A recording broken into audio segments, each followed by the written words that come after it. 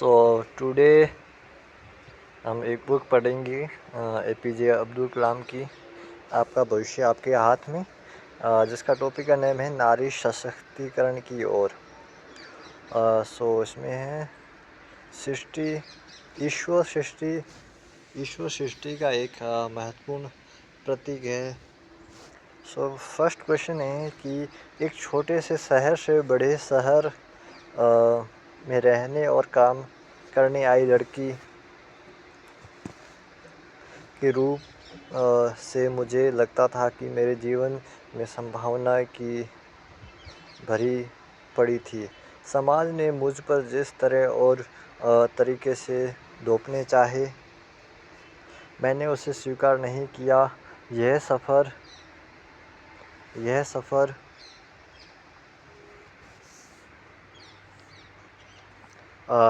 सफ़र आसान नहीं किया, लेकिन इस सब से गुजरने के बावजूद मैंने हार नहीं मानी।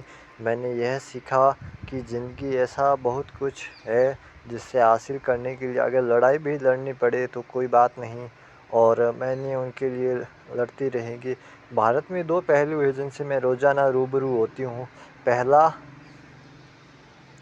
पहला वह खतरों से भरा भारत जिससे उच्च नीच और लिंग भेद के आधार पर ज़बरदस्त भेदभाव है, जिसका बागनी और हमें खबरों में देखने को मिलता है, जहां लड़कियों को लड़का पर मंडराते हैं, उन्हें अपनी हवस का शिकार बनाने को तैयार दरिंदे से खुद को बचाना सिखाना पड़ता है। दूसरा वह खूबसूरत भारत जो बचपन में मेरी यादों में बसा है। मैं अपने बच्चों की परवरिश यहाँ महानगर में करना चाहती हूँ, लेकिन उन मूल्यों के साथ जिन पर मेरे माता पिता ने छोटे शहर में हमें बड़ा किया। हाँ, यह क्या मुमकिन है? सर, क्या आप बताएंगे कि भारतीय महिलाओं के लिए किस तरह के लोगों का अनुसरण करना ठीक होगा? ज़िंदगी हमारी हिम्मत के अनुपात में फैलती या सिकुड़ती चली जाती है। यह कथन अनाइस नील ने कहा है। सो हर एक प्रगतिशील समाज के मूल महिला सशक्तिकरण ही है। कई सदियों तक हम देश में महिलाओं और उनकी ज़रूरत पर ठीक से ध्यान नहीं दिया गया, बल्कि सच तो यह है कि उनका तिरस्कार भी होता रहा। भारत में कई हिम्मत वाली महिलाओं ने सारा जीवन भारतीय महिलाओं की उन्नति के लिए समर्पित कर दिया, ताकि आने वाली पीढ़ियों की महिला खुद को अन्याय और अत्याचार के क्रूर चंगुल से छुड़ा पाए और शिक्षा, रोजगार और राजनीति की बुलंदियों को छू सके। 1950 में भारत के संविधान में महिलाओं के लिए बराबरी के अधिकार और संभावना के एक क्रांतिकारी परिवर्तन के रूप में गढ़ा। परिणाम स्वरूप आज स्वतंत्र भारत में महिलाओं की स्थिति अपेक्षाकृत बेहतर हुई है। कुछ समस्याएं जिन महिलाओं सदियों से घिरी हुई रही थी, जैसे बाल विवाह, सती प्रथा, विधवाओं के पुनर्विवाह की मनाही और बालिकाओं की शिक्षा के प्रति नकारात्मक रवैया जैसे चलन से अब छुटकारा मिल चुका है। विज्ञान और प्रौद्योगिकी के क्षेत्र में हुई प्रगति, अच्छी शिक्षा और स्वास्थ्य सुविधाओं तक पहुंचने के सामाजिक राजनीतिक आंदोलन में खुलकर हिस्सेदारी की बदलाव की वजह से महिलाओं के मनोबल और आत्मसम्मान में बढ़ोतरी हुई है। पहले से ज़्यादा बड़ी संख्या में भारतीय महिलाएं यह महसूस करती थी उनका एक विशिष्ट व्यक्तित्व है, आत्मसम्मान है, खूबियाँ हैं, समता है और योग्यताएं हैं। और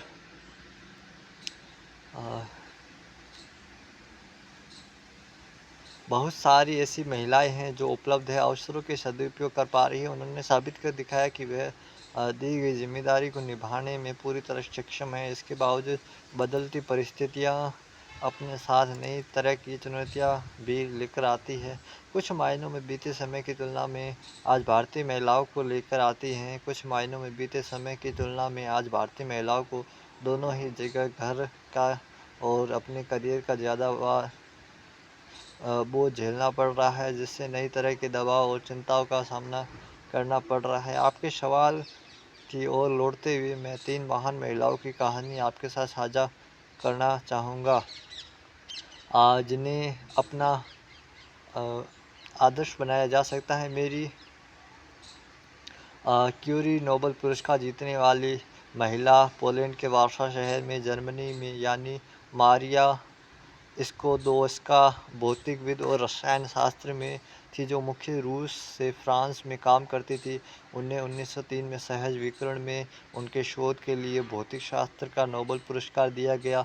वे पेरिस विश्वविद्यालय की पहली महिला प्रोफेसर थी जिन्होंने रेडियोधर्मिता के सिद्धांत के प्रतिपादन के साथ किसी तत्व के रेडियो आइसोटोप्स अलग करने के लिए तकनीक में दो तत्व पोलोनियम व रेडियम दुनिया में प्रयोग किए जाने वाले रेडियोएक्टिविटी भी उन्होंने हो गढ़ा दिया।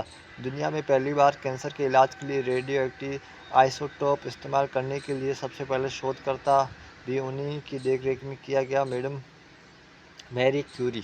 पिता के परिवार और ननिहाल दोनों की धन दौलत और जमीन जायदाद इन परिवारों की देशभक्ति की भावना के चलते पोलैंड की राष्ट्रवादी क्रांति के यज्ञ की भेंट चढ़ गई, जिससे उन्हें जिंदगी में आगे बढ़ने की राह कठिन संघर्ष का सामना करना पड़ा। उच्च शिक्षा के लिए वह फ्रांस चली गई। वह बेहद सीमित संसाधनों में बड़ी मुश्किल में किसी तरह के सर्दियों में मौसम ठंड बर्दाश्त करते हुए काम चलाया और यहाँ तक कि भूखे रहने की आई कमजोरी के कारण वह बेहोश भी हो गई थी।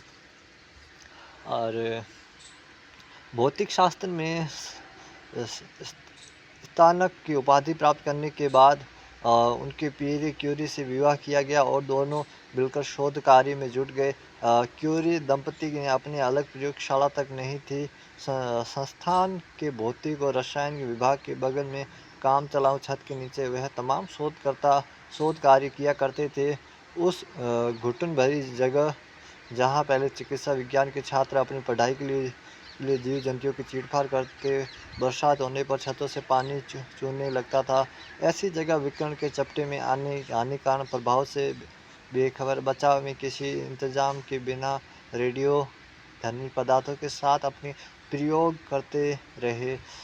मेरी के पति की तो 1906 में एक दुखद सड़क दुर्घटना में मृत्यु हो गई, लेकिन वह परिवार चलाने की जिम्मेदारी निभाते के साथ साथ अपने शोध कार्यों में जुटी रही। 1911 में पति की मौत के 5 साल बाद रेडियोधर्मिता के क्षेत्र में उनके काम के महत्व को समझते हुए दोबारा रसायन शास्त्र का नोबेल पुरस्कार दिया गया।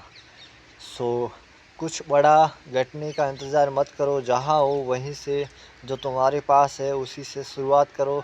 ऐसा करने से तुम्हारे सामने बेहतरी के रास्ते खुद ब खुद खुलते चले जाएंगे।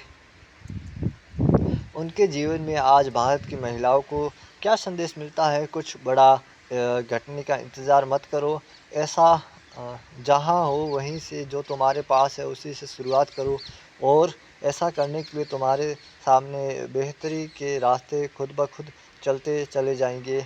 कहीं से शुरुआत तो करो। जो हम करना चाहते हैं उसी के आधार पर अपनी कोई छवि नहीं बनाई जा सकती। आप इस इंतज़ार में मत नहीं बैठ सकते कि लोग आपके सुनहरे सपने को पूरा करके आपको भेंट कर देंगे। खुद आगे बढ़ने अपने सपने के खातिर साकार करना होगा। प्रतिभा हर किसी में होती है, लेकिन अपनी प्रतिभा को मंजिल तक पहुंचाने का जज्बा वह दुर्लभ चीज़ है जो हर किसी के पास नहीं होती। कुछ समय पहले एक किताब पढ़ रहा था जिसका शीर्षक था एवरी डे ग्रेटनेस। मैं उस किताब में कुछ कहानी के साथ साझा करना चाहता हूं, जिससे एक महिला की अपरिमित शक्ति का पता चलता है। मेक्सिको के तिहाना के ला मिजा कारागार में दंगा भड़क गया था। सिर्फ 600 लोगों के बनाए गए प्राशन में 25,000 बंदियों को ठूस दिया गया था। वह गुस्से में टूटी हुई बोतलें से पुलिस पे हमले कर रहे थे और जवाब में पुलिस गोलियां चला रही थी। इस भीड़ में लड़ाई के अचानक एक 68 साल की 5 फुट की कद वाली कमज़ोर महिला शांति बहाल करने की मांग की मुद्रा पर हाथ फैलाए भीड़ के बीच में जा पहुंची। गोलियों की बौछार को नज़रअंदाज करते हुए शांत खड़ी रही और लोगों से शांत होने की गुहार लगाती रही। और विश्वास नहीं होता, लेकिन सारे लोग शांत हो गए। दुनिया में और कोई ऐसा नहीं कर सकता, लेकिन उन्होंने कर दिखाया। उनका नाम था सिस्टर एनोटिया। एक बेहद सफल व्यवसायी के घर जन्मी सिस्टर एनोटिया का बचपन नाम में क्लार्क था और उनकी परवरिश अमेरिका में कैलिफोर्निया के बेवरली हिल्स में खास रईसों के इलाके में रईसी ठाट-बाट की ज़िंदगी के बावजूद वे लोगों के कष्ट के प्रति संवेदनशील और अपने अपने आसपास के ज़रूरतमंद लोगों का ध्यान रखती थी। कम उम्र में शादी हो गई थी, दूसरी शादी भी हो गई थी। दोनों शादियों में वे 7 बच्चों की परवरिश की। अपनी दिवंगत पिता का कारोबार संभालते हुए सिर्फ परिवार चलाने में संतुष्ट नहीं थी, बल्कि बढ़-चढ़कर परोपकार के कामों में हिस्सा लेती थी। 25 साल की परिवार चलाने के बाद उन्होंने ज़्यादातर बच्चे घर से दूर चले गए। तब उन्होंने अपनी ज़िंदगी को ज़बरदस्त बदलाव किया। उन्होंने अपना घर और तमाम चीज़ें बेच दी। तिहाना के ला मिर्ज़ा बंदरगाह कैदियों की सेवा में जुट गई। कैदियों को उनकी बात क्यों सुनी? इसलिए सुनी क्योंकि वह अपनी इच्छा से दसियों साल से बंदियों की सेवा में लगी थी। कैदियों की खातिर अपने सारे सुखों को तिलांजलि देकर वह हत्यारे, चोरों व मादक पदार्थ धंधा करने वालों के बीच रही थी और उन्हें अपने बेटे बताती थी। वह उनकी ज़रूरतों का ध्यान रखती थी, उनके दवाइयों तमाम इंतज़ाम करके बाँटती थी। मरने पर दफनाने से पहले अंतिम श्राद्ध कराती, आत्महत्या करने की सोचने वालों को समझा-बुझा कर शांत करती थी। प्रेम और करुणा से भरी इस निष्काम सेवा के लिए ही कैदियों ने मन में मेरी क्लार्क के प्रति आदर भाव पनपे थे। 1994 में उस खास रात में कैदियों ने उनकी बात मानी, जबकि उस रात कैदियों को वह बलवा भयावह के रूप में दिखे। अगर महिलाएं पुरुषों की नकल करके ही सफल हो सकती है, तो मुझे लगता है कि सफल हो सकती है कि यह बड़े नुकसान की बात नहीं है। उद्देश्य सिर्फ सफल होना ही नहीं है चाहिए, बल्कि अपने दायित्वों को संजो कर रखते हैं।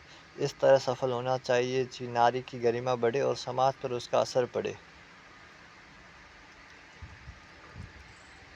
और तुम्हें किसी दूसरे की द्वितीय श्रेणी की नकल बनने के बजाय खुद अपना प्रथम श्रेणी का प्रारूप होना चाहिए। अपने अस्तित्व के सार तत्वों की खोज निकालो, क्योंकि उससे तुम जो चाहे हासिल कर सकते हो। आज के मेरे पढ़ के बहुत अच्छा लगा। So thank you so much अगर आपने देखा।